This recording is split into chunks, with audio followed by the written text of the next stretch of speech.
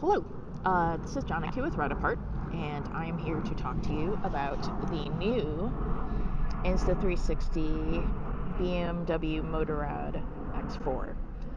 It's a limited edition Insta360 X4, but it is more than just branding, otherwise I wouldn't be telling you about it. So first we will show you the branding, just so you can see it. If you're a BMW person, you might be interested to see it. Inside you have an X4 camera, which you may already be familiar with. It's got this special little case that says BMW Motorrad, and it's got like the neat little, the neat form factor. But beyond that, there are two really interesting features for motorcyclists that Insta360 is introducing with the launch of this camera. Just so you know, Insta360 is launching this camera at EICMA 2024. I am recording this prior to EICMA 2024. So some of the stuff, like the firmware that's on this, is in beta. It's not publicly available yet. I suspect that the app as well, the phone app and the desktop app, have also not been updated yet to go along with this firmware update. So that may be why one of the features I'm about to talk to you about is not yet available to me for me to talk to you about. So the two interesting features that Insta360 is introducing with this camera are a Dashcam Mode, which I was able to test and we'll be telling you about in a moment, and also automatic license plate blurring. And the automatic license plate blurring is supposed to take place within the app. I'm confirming with Insta360 whether it is in both the phone app and the desktop app. I will put that information in a pinned comment at the bottom of this video because I do not have it at the time of recording this video. So please look there to see if I have received updated information. As for the camera itself, the Dashcam Mode. Dashcam Mode is interesting because unlike loop recording, which was previously available on the X4, the Dashcam Mode allows you to utilize whatever percentage of your SD card that you would like to use and dedicate to a recording that just automatically restarts while you're out on the road.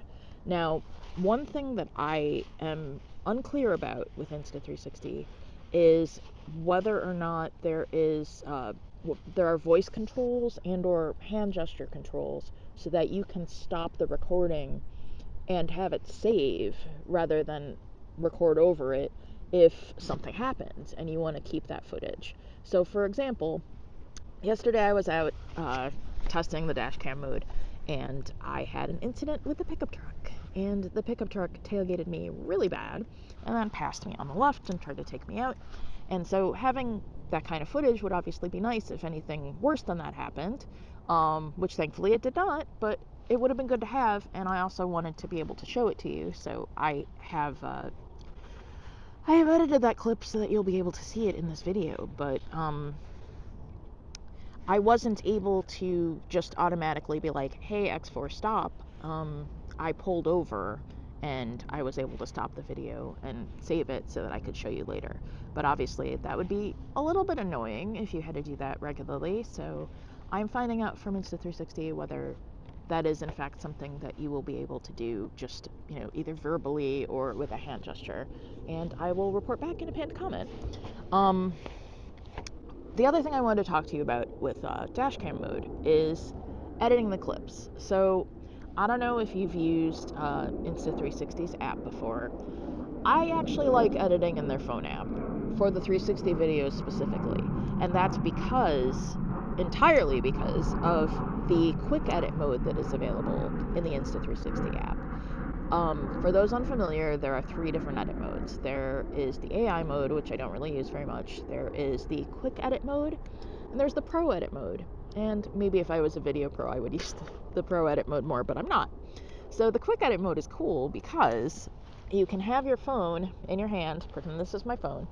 You can have your phone in your hand, and the cool thing about a 360 video, right, is that you can just look all around you, right? You can see all this beautiful sky. You're not limited to looking in one direction. So with your phone, you can take it and you can look in whatever direction in the video that you want to look at, whatever you want to focus on. So for me, wanting to show you that truck, I would focus behind me and then coming around the side so that you could see the whole thing, right? Currently, and this may just be a case of we've got the beta firmware here and we have the app not yet updated to go along with this because this is pre-release, but you can't do that. So all I can look at is the AI mode and the Pro mode, which doesn't make a whole lot of sense. The quick edit mode would be really nice because, for example, if something had happened with that truck and I needed to make an insurance claim or I needed to make a police report or something like that, it would be really nice to be able to very simply record that by using my phone. Instead, I ended up using deep tracking in order to do it, and I still got it done, but it was a little more of a pain. And maybe if you haven't played around with this very much, you might find it more frustrating than you wanted to deal with. So hopefully this is something that does come with the next update to the app. I have reached out to Insta360 to see whether that is the case. If that is the case, I will again put it in a pinned comment at the top of this video, so please check the comments to see whether there is a pinned comment offering you more information than I had when I made this video. Anyway, it's still a really compelling and interesting feature, and obviously these are things that could, it seems like they're pretty easy software fixes if they don't already exist, if they aren't things that Insta360 is planning to update with the release of this version of the X4 at EICMA. So hopefully they do that. If you try this camera out, if you try any of these features, please let us know how you like them. And I'll see you in the next video. Thanks very much. Have a nice day.